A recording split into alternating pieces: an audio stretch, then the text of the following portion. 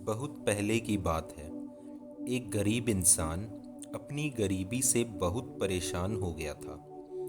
अपनी गरीबी के कारण उसका अपने परिवार का पालन पोषण करना बहुत कठिन हो गया था। एक पत्नी और 2 बच्चों के भरण पोषण के बोझ ने उसके मन में उथल पुथल मचा दी थी। इसी उथल पुथल के चलते उसने घर छोड़कर भाग जाने का निर्णय लिया और एक रात वह चुपचाप अपना घर परिवार छोड़कर चला गया। वह रात में बिना किसी मंजिल के चला जा रहा था। जब वह एक नदी किनारे पहुंचा तो उसने देखा वहां भगवान बुद्ध अपने शिष्य के साथ डेरा डाले हुए थे।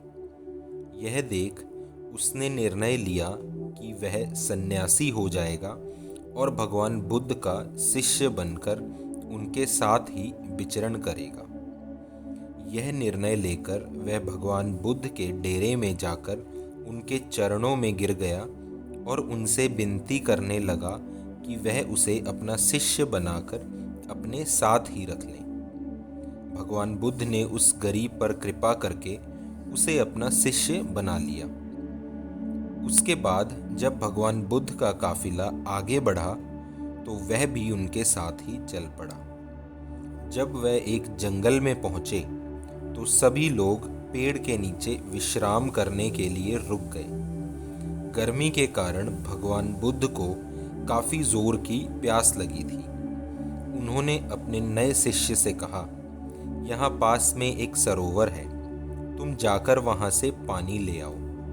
भगवान बुद्ध का आदेश सुनकर वह सरोवर से पानी लेने चल पड़ा। जब वह सरोवर के पास पहुंचा तो उसने देखा कि जंगली जानवरों के उधम मचाने से सरोवर का पानी काफी गंदा हो गया था।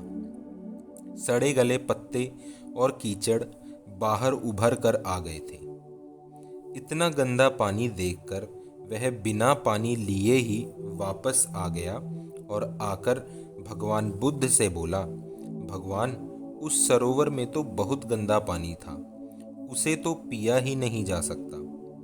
शिष्य की बात सुनकर बुद्ध कुछ देर तक तो कुछ नहीं बोले, फिर उससे कहा, जाओ जाकर उसी सरोवर से पानी ले आओ। भगवान बुद्ध का आदेश सुनकर वह शिष्य पानी लेने चल तो पड़ा, परंतु मन में यही सोचता जा रहा था कि भगवान बुद्ध इतने गंदे पानी को पिएंगे कैसे। जब वह सरोवर के पास पहुंचा तो यह देखकर हैरान हो जाता है कि सरोवर का पानी निर्मल और स्वच्छ हो गया है। वह पानी लेकर भगवान बुद्ध के पास आता है और उनसे यह प्रश्न करता है कि सरोवर का पानी इतना साफ कैसे हो गया। तब भगवान बुद्ध ने उसे समझाते हुए कहा, जब जानवर पानी में उधम मचा रहे थे तब उसका कीचड़ उभर आया था, परंतु कुछ देर तक शांत रहने पर कीचड़ वापस नीचे बैठ गया और पानी फिर से निर्मल हो गया। इसी प्रकार हमारे मन की भी स्थिति होती है। जीवन की भाग दौड़ और कठिनाइयाँ हमारे मन में उथल पुथल पैदा कर देती है और तब हम गलत निर्णय लेते हैं। परंतु कोई भी निर्णय लेने से पहले अगर हम अपने मन को शांत रखें और धीरज पूर्वक बैठकर सोचें तो हमारे मन की वह उथल पुथल भी पानी के कीचड़ की तरह नीचे बैठ जाती है और तब हम जो निर्णय लेते हैं वह हमेशा सही होता है। इसलिए बुरे समय में इंसान को कभी भी धीरज नहीं खोना चाहिए।